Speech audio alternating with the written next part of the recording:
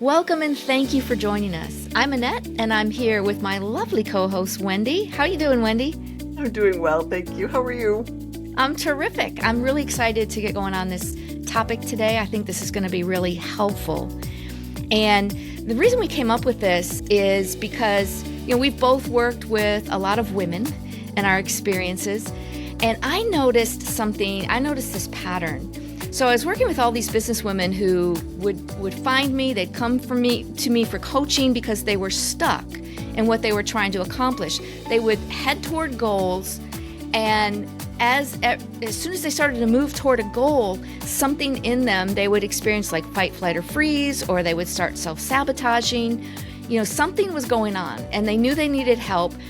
For some of these women, they had certain goals that were really important to them. They had never been able to achieve, maybe halfway to it at the most before it would all fall apart. And so they came to me for help. And so as I started working with them, so I had no idea about their backgrounds or whatever, but I knew the questions to ask. And we started talking. As we started unpacking what was going on, it wasn't that they had a lack of tactical skills. They knew what to do. It was just when it came to them actually executing on it that something went wrong.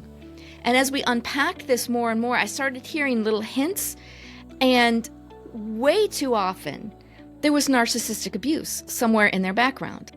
And, I'm not one that says there's a narc under every bush, but there's an awful lot of them around. And one narcissist can impact so many lives throughout their lifetime, So they leave this trail of destruction. Well, these women either had an abusive boss, a narcissistically abusive boss, or a parent, or in many, many cases, it was a spouse that they were with. And they didn't know what narcissism was. They had no label to put on it. They just took everything into themselves, thinking there was something wrong with them.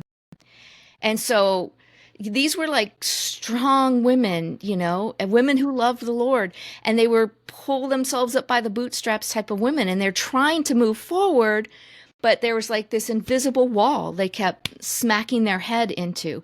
And that's the impact of being the walking wounded. This, you do smack into that invisible wall.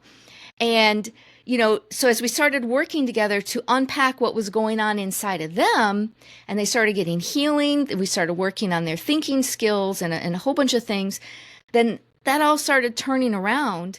And I had the privilege of watching these women move on to achieve goals that they hadn't been able to accomplish before. So it was really, really cool, and just affirmed to me how important it is that we work on ourselves. I don't care if the narcissist is 10 years in your rear view mirror. There's still stuff lingering there that needs to be addressed. And you might be moving forward, but you may be trudging, or it may be like trying to carry a backpack of bricks, through quicksand, right? I mean, Wendy, have you noticed that in people that you've worked with? Yes, I have. I haven't specialized in the narcissistic abuse the way you have and like some of the programs you've written, but I've worked with a lot of people pleasers, and not all of them, but many of them do have some type of pattern of abuse in their history where keeping other people happy was a survival mechanism. Right.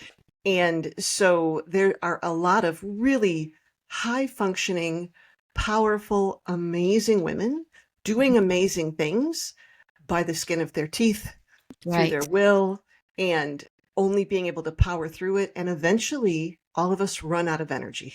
We can't power through everything all the time. And the narcissistic abuse really sets you up. Like you said, even if it's been a decade since a divorce, or maybe having contact with a parent, or a parent dying, or a boss, doesn't really matter. There are habits and patterns that when those relationships have been closer relationships that set you up. And if you don't know they're like weeds, and you can't pick them if you don't know what the weed looks like or that it's there. You need to pull those things out and learn new habits and learn new skills. And if not, you suffer. And it's a needless suffering. It's not a necessary suffering. There are ways to heal and help and learn new habits. And come at work with a whole different source of energy than just your stubbornness Mm-hmm. or your ambition or your will. There's other ways to do it. That's right. That's right. And so that's what we're going to be talking about this week. Throughout our 5 episodes this week, that we hope you're listening to these episodes while you're getting ready in the morning or whatever. We just want this to be something that's like a quick nugget that you can really grab a hold of for the day and be encouraged by. So we're going to look at 5 symptoms throughout the course of this week, one each day, that's going to reveal areas of our heart and mind that aren't as recovered maybe as they need to be. So we talked about the impact of just powering through. And like you said, Wendy, it gets you by in the moment, but it'll wear you out.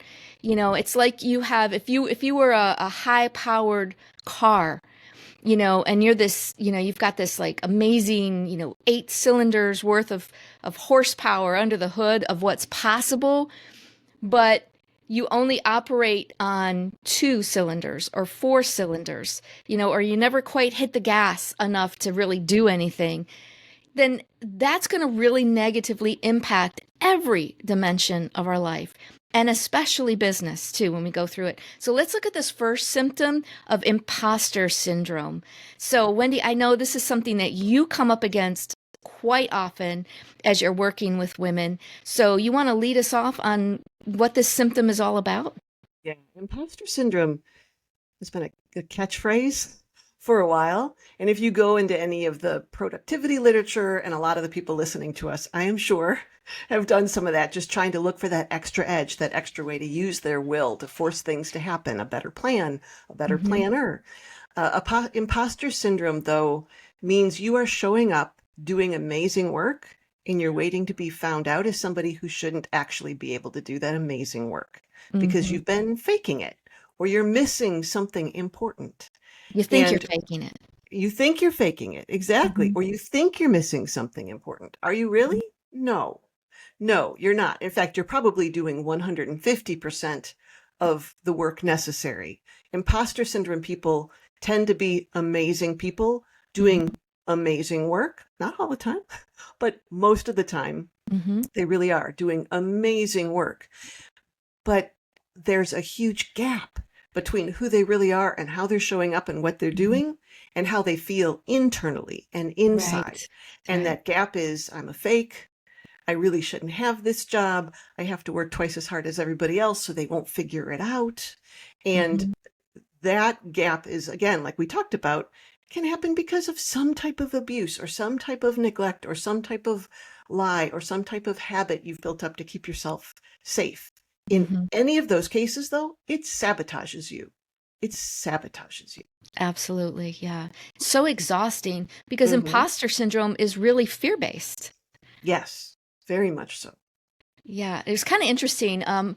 I was on another live event in a completely different setting. And we talked about this, Wendy, a little bit before we started recording. But in there, we were talking about with some of the guests of books that have impacted. And these were like very successful business people, very, very like built businesses up from nothing to 7 figures kind of thing.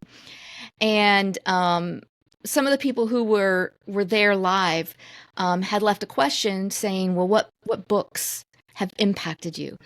And typically what people are looking for is tactics and strategies, like the how-to kind of stuff. And instead, what was being talked about was books that had to do with your mindset. And it was kind of funny because even in the chat of what we were talking about, people were saying imposter syndrome. You just hit on my imposter syndrome. I'm struggling with this, with that.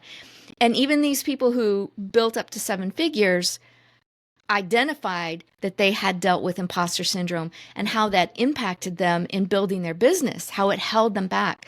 So this is a really, really important one, that it's not just you figure out how to hide really well so you can just carry on in this way. No, let's get to the root of it. Let's do something about it, right? So for today, though, we're going to give you just like one thing out there. And because this is a trap, and it's a multifaceted trap. I mean, would you agree to that? Oh, very much so. People don't realize it's there and they keep stepping into it over and over and over and they get stuck. They can only walk so far when they're chained down. That's right. Right. And it's a chain that they hold the key to the whole Hmm. time. They have the key to it to get out of that trap. But the first step out of that trap is awareness. Yes. So, what do they need to be aware of, Wendy? It can be hard to look at yourself objectively, watch what you do, watch what you think, watch what you say based on what you think.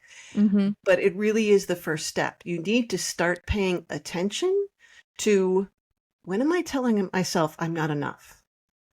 And if that's hard, start with the feeling. When am I feeling nervous? When Mm-hmm. am I feeling scared? When am I feeling like I'm pretending? If that makes sense, like that part of you that feels fake is showing up. Mm-hmm. So those are great places to start, being nervous or scared or feeling not quite like you're really wearing your own skin. You're putting something else on to try to look Mm-hmm. impressive when who you Right. are is more than enough, way more than enough. Mm-hmm. And so those are the patterns you want to look for. What am I telling myself about who I am and the job I just did? What am I feeling about what I just said or how I just showed up in that meeting or that activity? Those are the places to start and write them down. Take some notes. Do not trust yourself to remember. You Right. won't. You need to write those things down. Yeah. Whether it's Yeah. a Keep a little log. notepad or Mm-hmm. app on your phone, you need to start taking notes because you need the data. You need the data points. Right. Right. And with that, when you're taking a log of this, not just like what you're thinking or feeling in the moment, oh, that's very, very Yeah, important, but maybe like what preceded it. exactly. Yeah. This What happened and I triggered it? felt that. Yes. This Yes. happened or I said this and I thought that. Mm-hmm. You don't need paragraphs and you don't need complete sentences and you don't need perfect Right. spelling and you don't need grammar. You don't need any of that. This is just a very quick, I'm going to write down part of a sentence, but enough so that when I go back in a week, I remember, oh, Mm-hmm. that's right. Right. That thing happened and I felt this. Absolutely. Absolutely. Because these patterns really are a diagnostic tool for you Hmm. to Yep. look through that. And we can talk about more of this later. Our time today Hmm. doesn't permit us to get into all that. But that log that you keep, just keeping the log and bringing the awareness yourself, you're going to get some light bulb moments just in the process of doing that. And you build the habit of paying attention to how Yes. you think and what you feel and what you do based on what you were thinking and feeling, which will Mm-hmm. help you change your habits later. Right. It's Right. a very gentle first step. Absolutely. It's one that can be done on the fly pretty Hmm. quickly. Doesn't take a lot of time to do, but absolutely. This is a really important first step. Yeah. Super simple to do it, and it'll help you a lot. Hmm. And you can even start making some little bits of changes. So we're going to have to deep dive into some of this later to get real healing from this, but I think this is going to make a difference for you as you go through here. So tomorrow we're going to look at the second symptom, which is not trusting yourself, just having a distrust of your own judgment, your own perceptions. And that doesn't mean you're weak or weird. It happens, and it happens to all of us, especially if we've dealt with narcissistic abuse. So it's just another one of these things, just like the imposter syndrome. Part of that is also distrusting yourself. So we'll get into that tomorrow, so be sure to join us tomorrow for that one. So in the meantime, we want to encourage you to partner with God and expect to see Him do immeasurably more than you asked or hoped for. And we're with you on this journey to provide some guidance, some wisdom, and we're going to challenge you to grow as well. So today, what we want you to do is have that awareness and focus on becoming just 1% better than you were yesterday, because all those little 1%ers are cumulative. Now, we'd love to hear from you. If you're listening on the podcast platform, you can just look in the show notes and you'll see a link right there that you can click to text us. We'd love to hear from you. If you're watching us on YouTube or Rumble, you can email us at hello at AnnetteChesney.com. We'll put a link for that as well in the description. But please do be sure to like and subscribe and share this episode, because that will help others, and it'll help this episode to get in front of other people who can really benefit from it.